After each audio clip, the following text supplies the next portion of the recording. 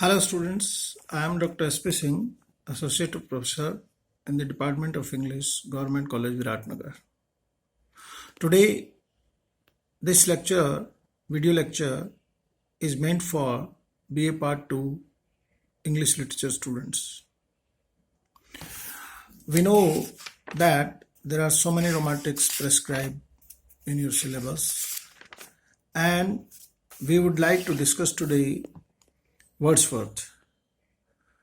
He is called High Priest of Nature.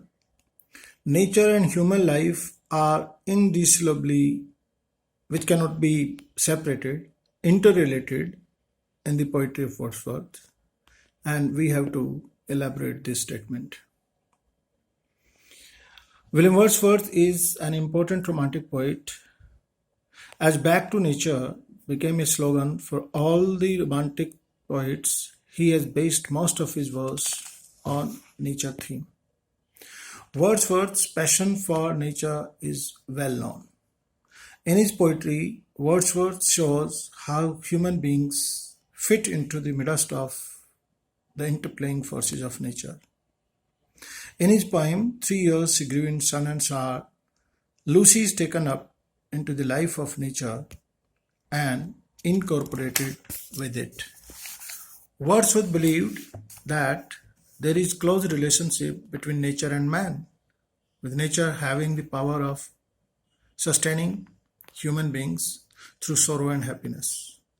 In the poem, The World is Too Much With Us, the poet expresses that people are engaged in materialistic life and they do not admire the beauty of nature. He wanted people to move from materialistic life to nature because it will give them happiness. I am quoting from the original text. The sea that bears her bosom to the moon, etc., etc. This type of emotion does not move us. Wordsworth was even ready to accept paganism, which was more successful in bringing man close to nature than Christianity. Tintin Abbey, Ode to Intimation, the Lucy poems, Reverie of the Poor Susan, Solitary Reaper reflect Wordsworth's approach to nature. In the poem The Solitary Reaper, the poet is thrilled and captivated by the melodious song of a village girl belonging to Highland area. The sweet melody of the girl's song continued to resound his heart long after the girl had stopped singing. The music in my heart I bore long after it was heard no more. In the poem The Solitary Reaper, the poet brings out what was almost always in his mind, a talk, a communion, a discussion, interloguing between man and nature. The solitary reaper, the Highland woman, reaping and singing, is the voice of the whole land.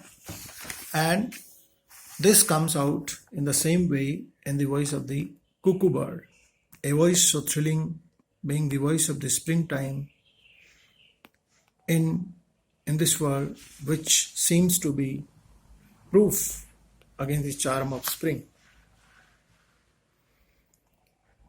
That is, poet likes the girl's song more thrilling than that of the cuckoo bird. And he says a voice so thrilling was never heard in springtime from cuckoo bird. The poet beautifully describes the Highland girl singing lonely among the fields. In this, the poet shows the country life with the beauties of nature.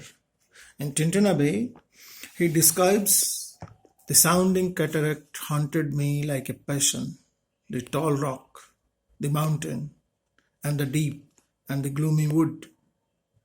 And thus he describes each and every aspect of nature, considers nature is the guide, nature is the good friend, and thus he becomes worshipper of nature.